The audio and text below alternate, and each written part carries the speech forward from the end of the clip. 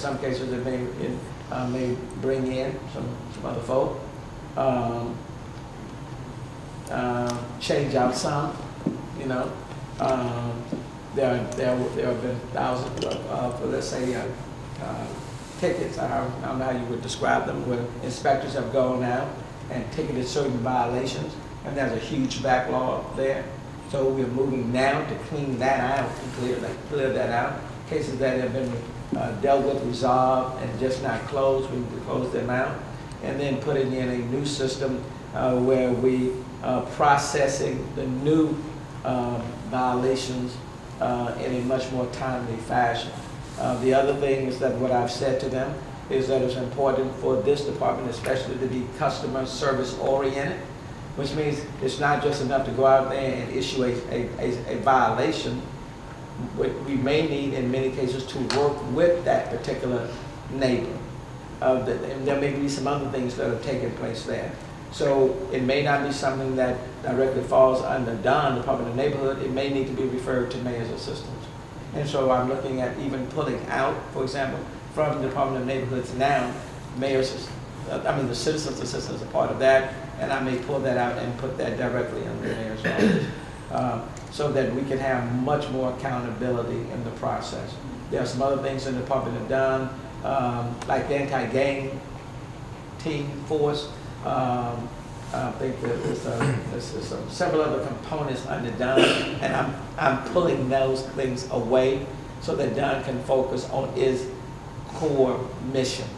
So just code enforcement then? I mean, like what, if you're moving those divisions out, what do you envision the new structure to be? Essentially, it may be more directed to code enforcement, but at the same time providing them with more room so that they can provide more of a customer service oriented service. It's just not recognizing that there's a code violation. There may be some other elements there where we can be more, we can get a better result instead of just writing a citation and then it just sitting there, or you're shooting it over to legal. So legal needs to be playing a much more integral role with the Department of Neighborhood sooner than at the end, because what ends up happening now, you have inspectors that are out there writing out violations, and then they send them over to legal, but legal is still having to pick up the phone to talk to the homeowner, for example, to see why certain things have not occurred. And in many cases, legal doesn't have to take it to a hearing. Those things are worked out just by picking up the phone and talking with the homeowner. Well, that should have been dealt with much earlier in the process, not later. So the way it is working now, you write the citations, you pass it over to legal, it takes time from the attorneys over at legal, and then it's just unresolved. Some cases have been unresolved for more than a year. So that's unacceptable. So the key now is to streamline that process, to make sure that we clearly delineate who's responsible for what, to make sure we have the mindset that we are here to be customer service oriented and not just writing citations just for the sake of writing citations. That's not the goal here. It's to improve those neighborhoods, working with the people in those communities to have a much better neighborhood, and that's where the focus is. So hopefully, we can finish that process in the next week or so, and then we'll make the announcement. So it's less about moving employees to different areas and more about what the employees there are doing. Well, there are roughly 32 inspectors now in the department. And when you say Department of Neighborhood, the way it's structured now, a whole lot. If you eliminate all of those ancillary,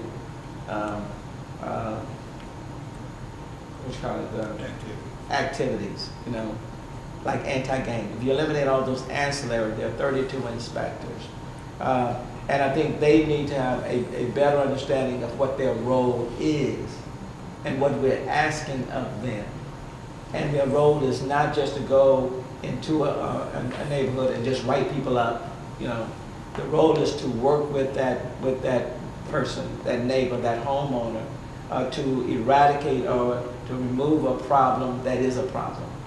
And to the extent they are not able to do it, to refer that to someone who's in a better position to do it.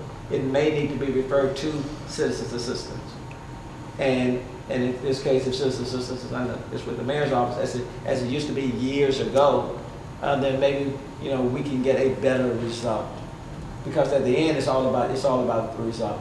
Where neighbors are being non-compliant and simply are not willing to remove that code violation, then it goes over to legal. But that's after we have exhausted all the things that needed to be done prior to, and that we have a file that that legal can pick up and take to a hearing and get that matter resolved. So, but right now, there are too many different silos in the process, and when you look at the complaints, thousands of them just hanging out there unresolved, or if they've been resolved, it doesn't show a resolution in the system. There were 3 items. And then developing a website similar to like the Pothole Initiative, so people can actually pull it up and see, you know, where it is in the system. Okay, and I think that would help it to be a lot more transparent. There were 3 items that dealt with rental housing redevelopment in the Palm Center area, Yes, 11, 12, and 29. Could you explain a little bit more what that community can expect and what's been going on for them? I think there was one item that was pulled as it relates in the Palm Center area, and that was sent back to administration for us to take a look at. There were some questions raised whether or not it was ready to move forward, whether or not the developer had done everything that he or she needed to do, whether or not it was in the best interest.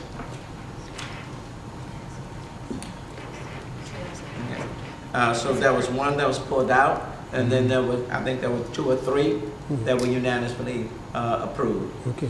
Everything was fine, thought it was a compliment to the community, and there were no problems with those 3. But one was sent back to the administration. Okay, thank you. Mayor, Yes. Andy Taylor has joined the lawsuit against the city regarding the term limits. Congratulations. So he has a pretty good track record against the city, so I was wondering if you're concerned. No, I'm not. You're not allowed to? Well, there are a lot of people who run to the courthouse for various purposes. I think custodians knew what they were doing, but we'll let them proceed. And anybody has the right, if you can get you a lawyer or get you a client, and you can go to the courthouse. You know, it's kind of ironic. You know, oftentimes we're criticized for being too litigious, and nowadays, you know, people find that they can go directly to the courthouse.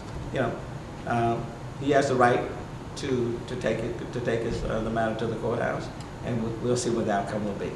My job is to be the mayor for how long as the system will allow it. And my term right now goes for 4 years, and that's the only thing I'm focusing on. And if by chance the court should say otherwise, then so be it. But I'm not going to spend any sleep at all worrying about any legal action that has been filed. What I will spend my time focusing on is making sure that I do the best job in serving the needs of the people of the city of Houston. And I'll let the lawyers do what lawyers, you know, sometimes do. You have anything to say about the big debate coming up this week? Do you know, I thought about attending, but then but only if they would allow me to give greetings on behalf of the city of Houston. And but no one has asked me to give greetings on behalf of the city of Houston. But other than that, you know, having gone through about 72 debates myself not too long ago, you know, I wish them well. But I would like to be on the stage and give greetings on behalf of the city of Houston to welcome everybody here and invite them to come back for the Super Bowl. All right. All right. Thank you all so very much. Thanks.